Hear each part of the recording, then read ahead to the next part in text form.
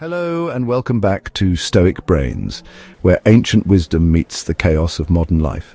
Today we're talking about something that plagues us all. Negative thinking. Yes, that delightful little voice in your head that loves drama more than your Aunt Margaret at Christmas dinner. You know the one. It tells you you're not good enough, that everything's going to go wrong, and that you might as well just stay in bed with a box of biscuits and watch reruns of Keeping Up Appearances. Don't worry, we've all been there. But here's the good news. You don't have to be a prisoner of your own thoughts. The Stoics, those toga-wearing philosophers from ancient Greece, were masters of the mind, and today we're going to borrow a few of their tricks to tame those negative thought gremlins and live a calmer, more rational life. First things first, you can't stop what you don't notice. So step one is this: catch the thought. Next time you hear your mind say, "I'm rubbish at this," or "this is all going to go wrong," pause.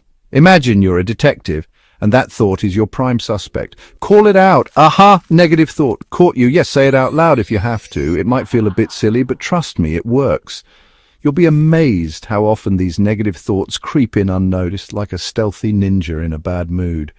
But once you start paying attention, you'll be surprised how often you catch them lurking about. Think of it like this. You wouldn't let a burglar just waltz into your house and make themselves at home, would you? No, you'd call the bobbies, or at the very least give them a good talking to. Well, negative thoughts are the burglars of the mind. They sneak in uninvited, try to steal your peace and joy, and leave you feeling like you've been robbed. But unlike real burglars, they're surprisingly easy to catch once you know what to look for. So, be vigilant, my friends. Be observant, and remember, the first step to mastering your mind is simply becoming aware of what it's thinking in the first place.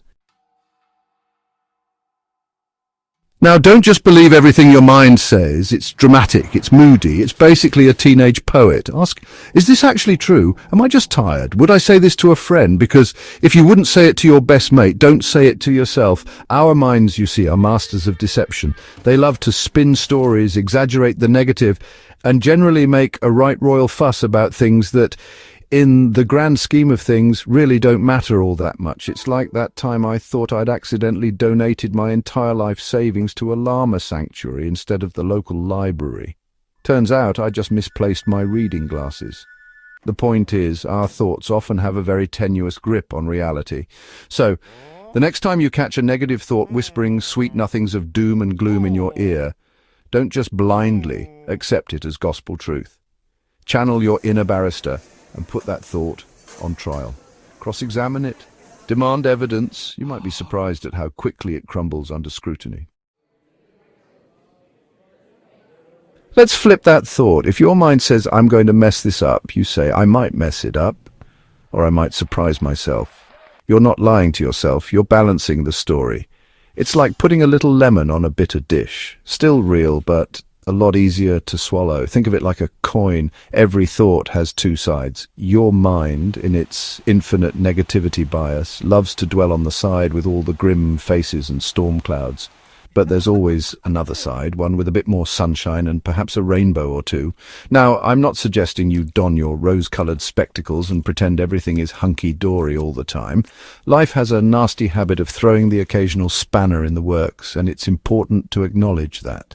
But between blind optimism and crippling pessimism lies a happy middle ground, a place where you can acknowledge the possibility of negative outcomes without letting them paralyze you with fear. A place where you can say, yes, I might make a mess of this, but then again, I might also make a right royal masterpiece of it. And who knows, you just might surprise yourself. Sometimes your thoughts are just a product of your environment. You've been inside too long, scrolling too much, or listening to depressing news. Go for a walk, stretch, breathe. Yes, I know it's cliché, but it works. Even the Stoics said it. Move the body and the mind will follow. We are, after all, creatures of habit and environment. Stay cooped up inside all day, staring at screens and doom-scrolling through the news. And it's no wonder your mind starts to resemble a Victorian Gothic novel. The Stoics, wise as they were, understood the importance of a change of scenery. They knew that a brisk walk in nature, the fresh air filling their lungs, and the sun warming their faces could do wonders for a troubled mind. So, if you find yourself trapped in a spiral of negative thinking, step away from the digital world and reconnect with the real one. Go for a stroll in the park, listen to the bird song, feel the grass beneath your feet. You might be surprised at how quickly your perspective shifts. Remember, a change of scenery can often lead to a change of mind. Here's a Stoic truth. You are not your thoughts, you're the one watching them, like a spectator at a play. So don't wrestle every thought, just observe it. Let it pass like clouds in the sky. Or like that weird guy on the train. You don't chase him, do you? Host chuckles lightly.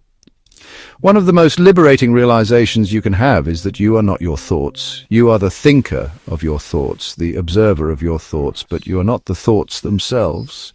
Think of your mind as a river constantly flowing with thoughts bobbing along like little boats. Some boats are pleasant, filled with sunshine and laughter. Others are a bit more ramshackle, carrying worries and anxieties. But you, my friend, are not a boat. You are the riverbank, watching them drift by. You don't have to jump on every boat that passes, especially the ones that look like they might capsize at any moment. Just observe, acknowledge, and let them float on by. You are the calm amidst the mental chaos. So remember, catch it, question it, flip it, change the scene, and don't take your thoughts too seriously. Life's too short for mental melodrama. After all, as the Stoics knew, true peace comes not from having perfect control over our thoughts, but from learning to observe them without judgment, without attachment, and without letting them dictate our emotional state. If you found this helpful, give us a thumbs up, subscribe for more Stoic smarts, and share this with someone whose inner monologue needs a bit of editing. Until next time, stay calm, stay rational, and most of all, don't believe everything you think.